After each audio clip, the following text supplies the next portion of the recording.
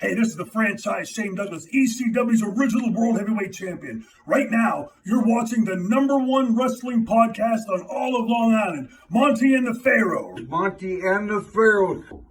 Monty and the Pharaoh. To the Monty and Pharaoh Show. And you're watching the Monty and Pharaoh Show.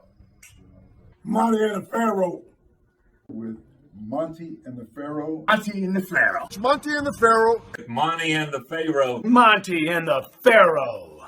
Monty and the Pharaoh. Monty and the Pharaoh. Monty and Pharaoh. Monty and the Pharaoh. And Monty and the Pharaoh. Oh, is it Monty and the Pharaoh? Monty and Pharaoh.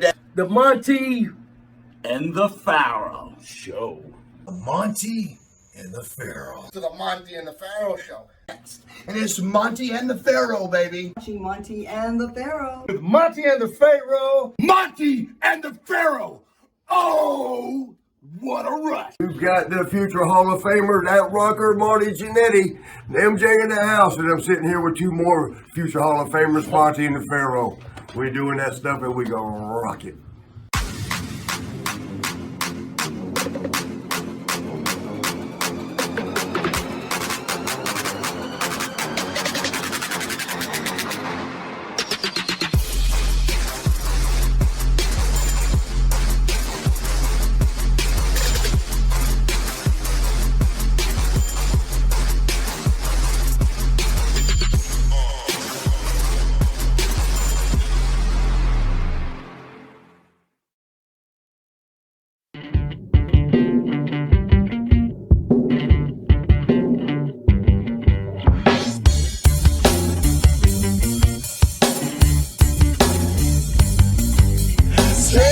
Straight to the top.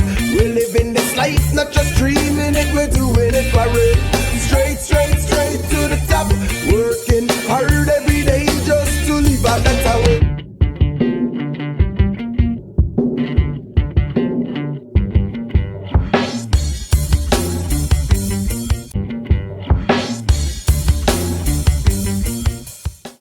Back to another episode of Monty and the Pharaoh, Long Island's #1 pro wrestling broadcast, and actually starting to pick up a lot of momentum nationwide thanks to gentlemen that, like we have in studio right now, and gentlemen we just had in the studio a while, less than a half an hour ago? Yep. Ex-rocker and WWE Superstar Marty Jannetty. At the board, we had a little bit of a change. We have the studio director, Stephen Miller. Thank you, Miller. Hey, Monty Mr. and the Miller. Pharaoh, how are we? All right. What's going A on? little more calm. A little more calm. A stressful morning already. I'm not calm. Nope. And to my right is the star of the show, Jimmy Pharaoh. Jimmy. Hello, everybody out there in TV land. Back at it again. And we have another superstar, WWE, WCW, ECW Superstar, and future Hall of Famer. Have at it there, Jimmy. Oh boy, I better collect my wind now because this resume is insane.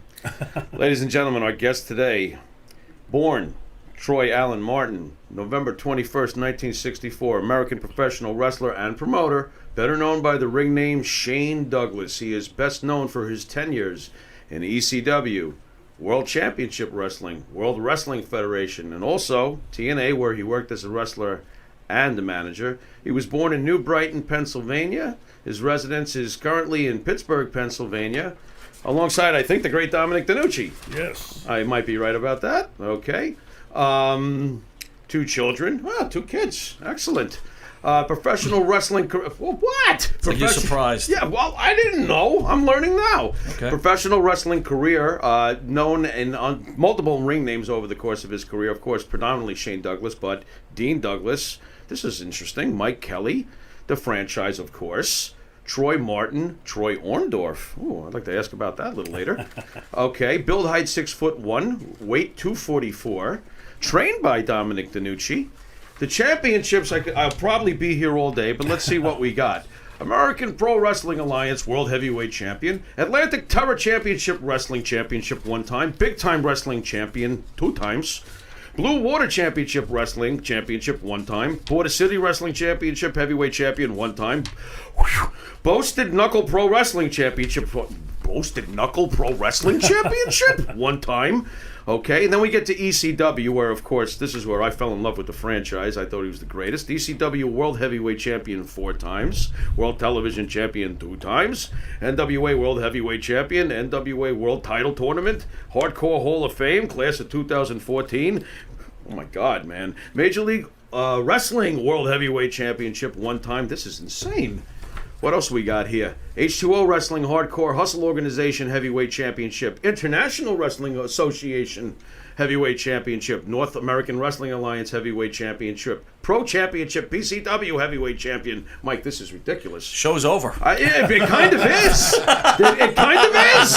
Pro Wrestling All-Stars of Detroit Heavyweight Championship. What don't you win? Pro Wrestling Illustrated. PWI ranked them 20 of the 500 best singles back in 96. 118 of the 500 best singles back in 2003. Number 82 of the 100 PWI Year's Top 100, Ricky Steamboat in 2003. As far as tag teams go, Breathe, Farrell, this breathe. is, I can't. Holy This is insane. I mean, it just keeps going and going. World Championship Wrestling, WCW United States Heavyweight Championship, World Tag Team 2 times with Ricky Steamboat and Buff Bagwell. World Tag Team Championships in the NWA with Ricky Steamboat.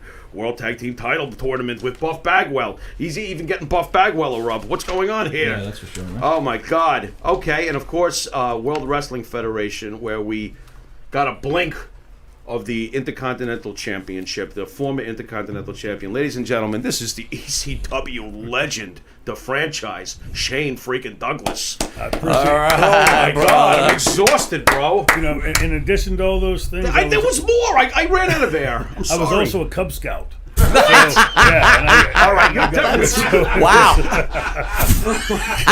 I did it all. That's great. I wasn't. They wouldn't let me in. Oh my God.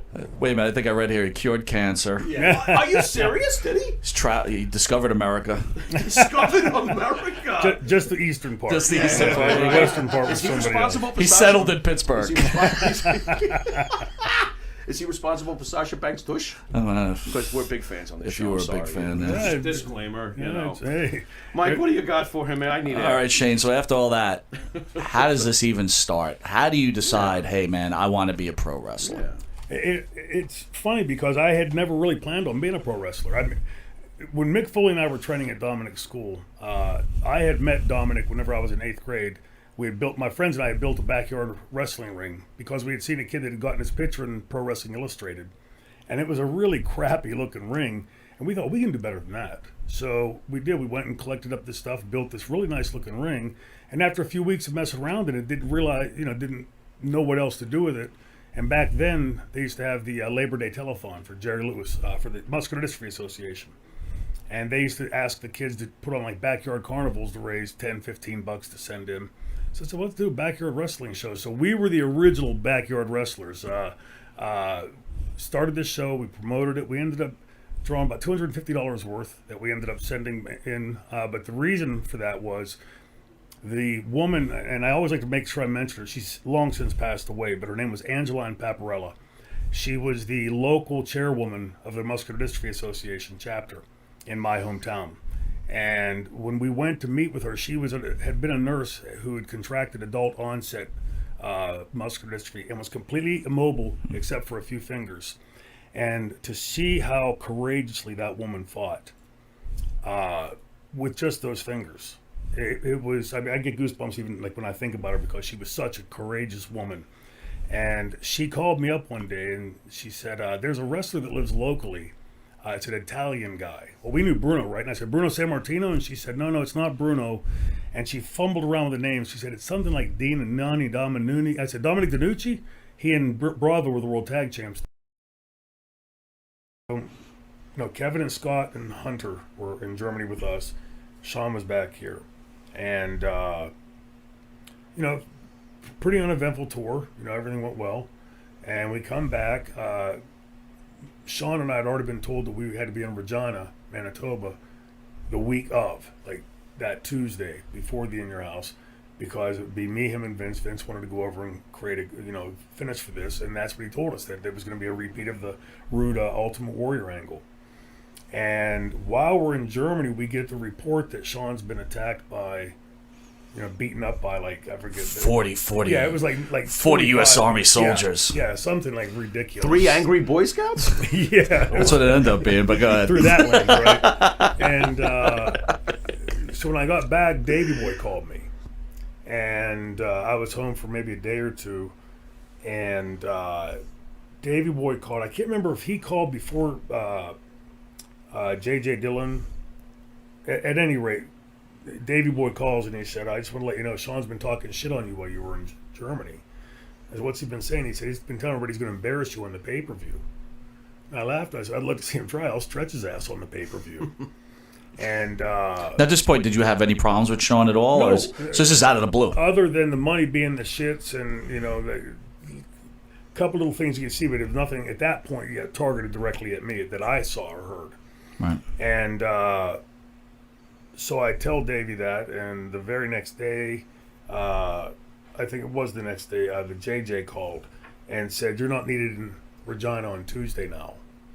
Did Davey get me knocked out of that spot? Did he stooge it? And they said, no, it's nothing like that. He said, Shawn's not going to be able to wrestle because he's had a relapse of his concussion.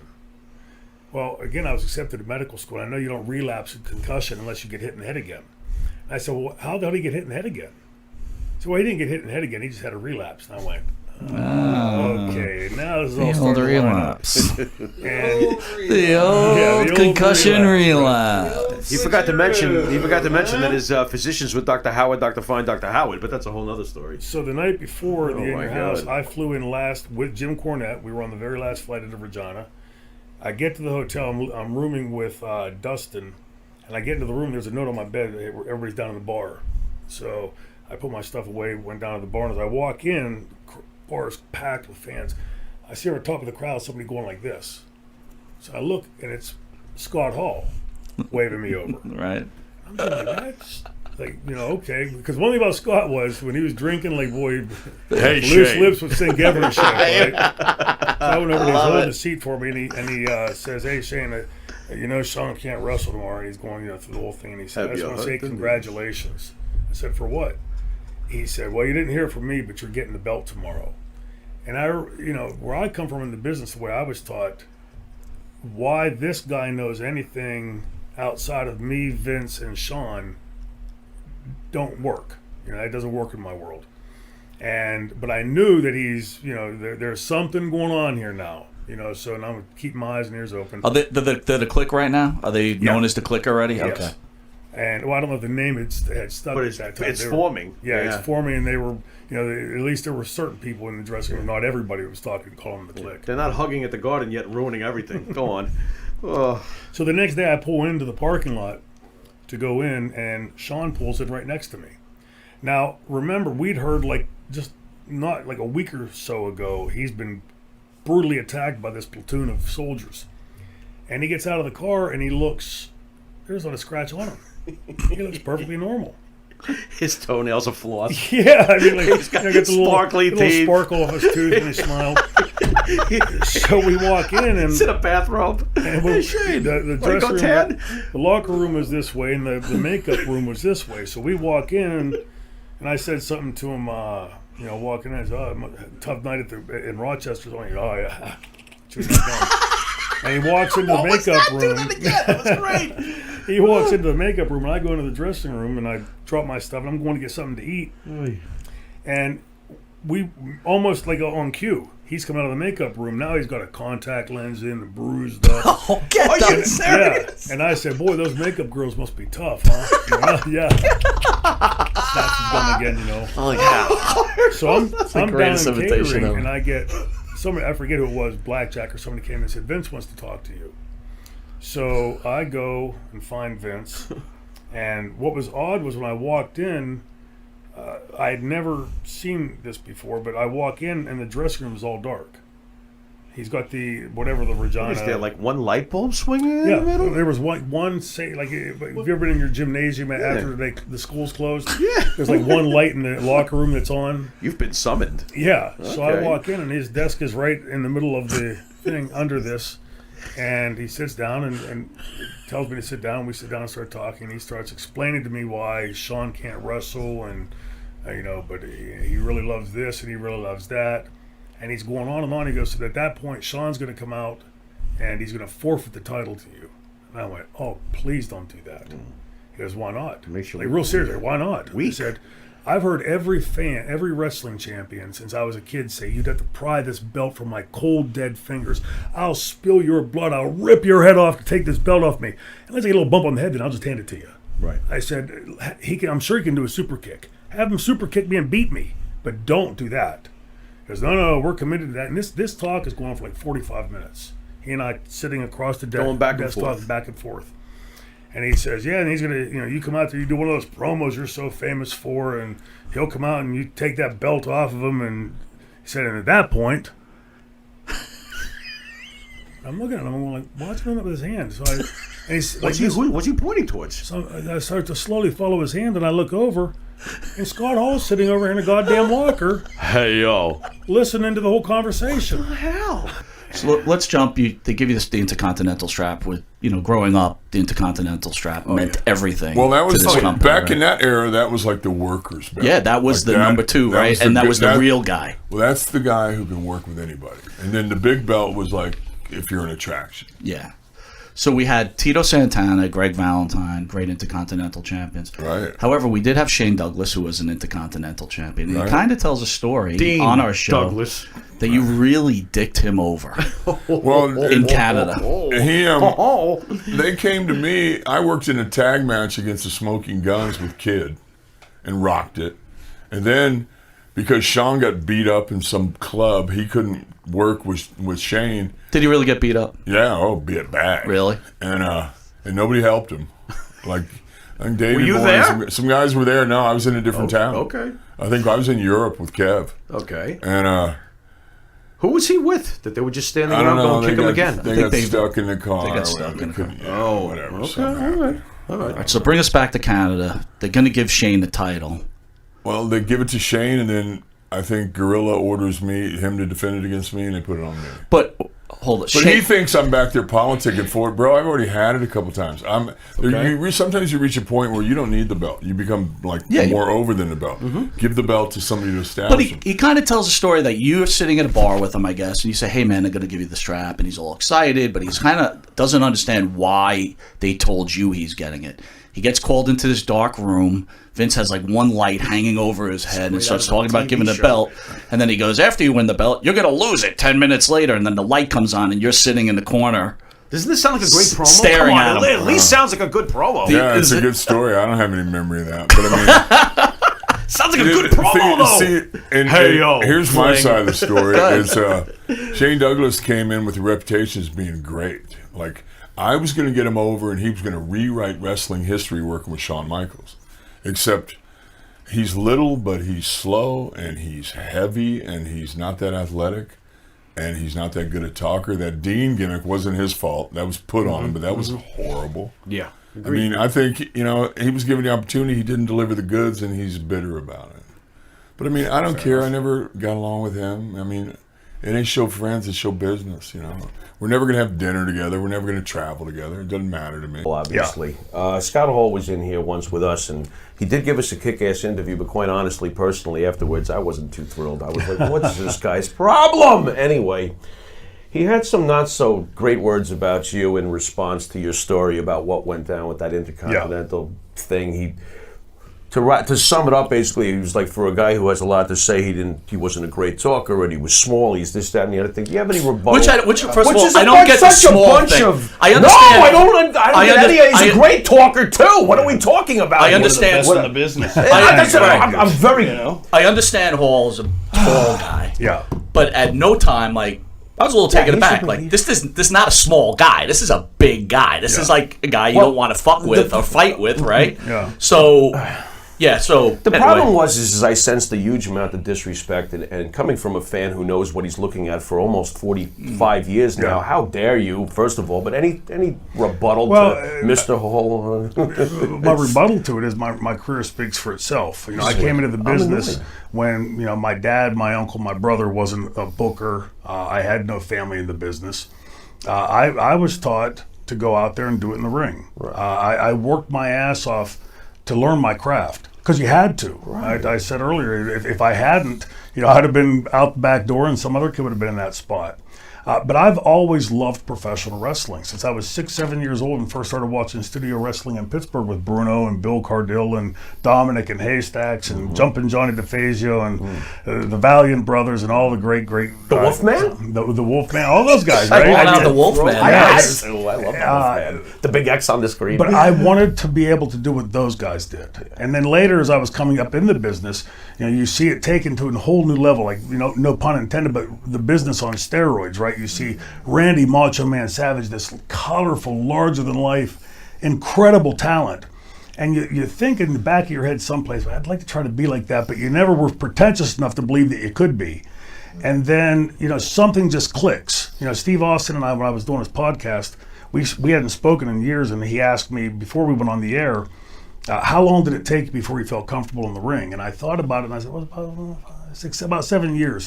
He said, it was 7 years for me, too. Now, put that in context. We were 7 years, 350 plus days a year, wrestling minimum 20, 25, 35, 45, sometimes 55 minutes a night, double shots on Saturdays and Sundays. So in a month's time, we were getting what these kids today are getting in a year or two. And we were in the ring with guys that were legitimate icons and future Hall of Famers and all of that. Just shut up and listen, kid, and learn.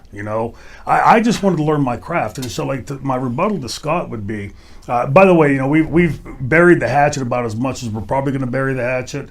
I'll never back down from telling the truth of the story because the fans, I think, deserve to know it.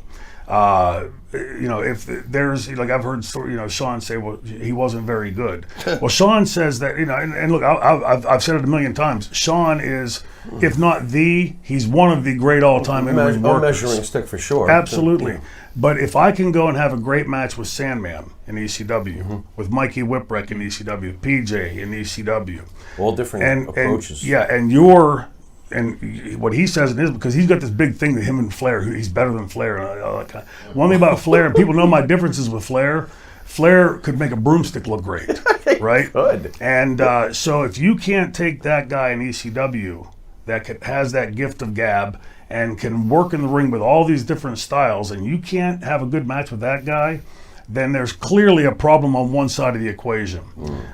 We were wrestling, Bill Watts was there, and we wrestled in Valparaiso, Indiana, Valparaiso University, in a dark match. And the place was packed, 17,000 people. And I knew what Watts was doing because I'd worked for him. He's in the back, glued to that monitor and watching what kind of chemistry these two have. And we go to lock up, and Shawn takes a flat back bump, and he's laying in the ring laughing. Well, I knew Bill Watts right then had steam coming out of his ears. And I said, unless you want to get your ass stretched, you best get back to your feet. And he jumped up, covered about, take it easy, Dean, just ribbon, Dean, that kind of shit. Well, I don't rib in the ring, because those people, the 17,000 people paid their money. They didn't come to see a comedy show. They came to see two guys wrestle, two guys they've got a lot of respect for. And I knew Watts was having a stroke right now. So I came back to the curtain, livid. And it was the only time I'd ever spoken back to Bill. Bill, I apologize. I came walking back and looked at me and went, Bill was usually rah, rah, rah, rah. And he just was speechless. He opened his arms like, what the fuck? And I said, I looked at him, I said, don't want to hear it. Talk to your golden boy. And, and that just started this long litany of things. And the reason I think it hurt me personally at the time was in 1990, everybody in the WWF called me, Shawn, Marty, and Dustin the Four Amigos. Where you saw one of us, you saw four of us. When we would go to Pittsburgh, I'd give the key to my brother's house, who was a set designer in Hollywood, and make yourselves at home, And Scott Hall, conversely, when Johnny Ace and I were together, we would always allow him to jump in the car. It was very rare, if I can't even recall a time that he ever paid for gas. When it came time to eat dinner, I'll just stay here. Well, of course, come on, you're going to eat dinner, right? And, stuff like that. So now you do that kind of stuff for me. I don't care if it's 50 years ago. If I'm in a position today, brother, I got your back, and it was just completely different up there. And, I was well versed enough in the business. The first time I worked with Scott, Bill was still there. Bill was there at the time. And we were in Lansing, Michigan. And I had been doing vignettes for about a month and a half, maybe 2 months. And we walked into the room. It was me, Bob Backlund, X-Pac, and Scott. And Bill was in there, and we walked in, and it was a long first aid room. And there was a gurney that Scott was sitting on. He's going this. He's having a good old time. And Bill comes in and goes, "Okay, tonight, guys, it's Scott, it's you versus Shane, and Pac, you're going to be at ringside with you're going to be out there doubling for Scott, and Bob's going to be out there with you, Shane." And he stops, he looks at the clipboard, and he goes, "Shane, what do you use for a finish?" And as soon as he said that, Scott Hall went from this to boo-boo face. And I thought, like, dude, like, this is wrestling, When I lose, I don't really lose, and when I win, I don't really win. We're out there giving the fans a show. And that night in the ring, I had certainly been well versed enough in the business and taught by and trained by enough qualified people in the business. I knew when I was getting the lead ass. I knew when I was getting the stutter step to throw the timing off. And we were outside on the floor, and I went to pick him up to body slam him. And it was like, Scott was a big guy, but he's not like an Andre big guy or an Undertaker big guy. And I went to pick him up for a slam, and it was like picking a Volkswagen up. And so I looked on the post. There was a square plate. Remember the square plate that was right at the bottom of the post where it met the mat. So I took him and I slammed him into that, and I let him go to slide down to scrape up his back. And I thought, we can do this the easy way, we can do it the hard way. And it just was like this constant push-pull. And I didn't agree with it then. I don't agree with it now. Does he have big man complex? Is he like the epitome of that? Because it seems like if you're smaller than him, he's like... He's got a jerk complex. Oh, there you go. I was. What do you mean, an asshole complex? Well, listen, I was, and I'm. Because that's what I call it. No, I'm actually quite embarrassed about this because I was trying to hang with the cool kids for a long time, and I hung out with them, and I traveled with Scott. And I was friends with Scott for a long time. I actually brought Scott to work with me in ECW in 2000 in Poughkeepsie, and he's just, man, he's just not a good person. He's got a lot of issues, and recently, I in the past year, I've had some more like negative. We're not friends anymore, and it took me a long. I mean, I always saw what he was, and it's a shame, because I had a lot of empathy and sympathy for him because I've struggled with addiction and alcoholism myself, and he's had. It's a tough road. Yeah, but nonetheless, it's not. And he had a tough childhood, but it's not an excuse to be a dick. Thank you. And I know Shawn, and I haven't spoken to Shawn since 2000, Shawn Michaels since 2006, but I know Shawn has at least attempted to change his life. I don't know how it is to be around him or work with him, but I know Scott has never changed. And it's a sad life. He doesn't get along with his son, Cody, who's in the business now. He's just who he's never going to change. I've got another Scott Hall question for you. I just want to take a quick commercial break.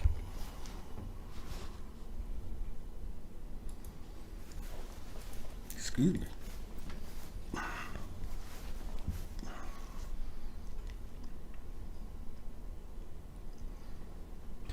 All right, so back on the Scott Hall thing, and correct me if I'm wrong. I believe you were running the independent show, that infamous show where Scott Hall could barely move, that went viral. It wasn't my show. We'd gotten booked on it. We were booked to work together. You were there, though. So yes, I was there. Where was your stance on that promoter putting him out there like that? I mean, how much of in the back did you see of him before he got out there? The whole time. He'd just come out of the hospital. Were you amazed that he was allowed to approach the ring? Oh, were you just laughing? Brother, I wasn't laughing. Oh, he had been to the hospital that day. That day? That day. He had still had the band on when I saw him. And he was there that morning for? He was there at 4. He got there. He flew in from Orlando. I got there around 4 o'clock.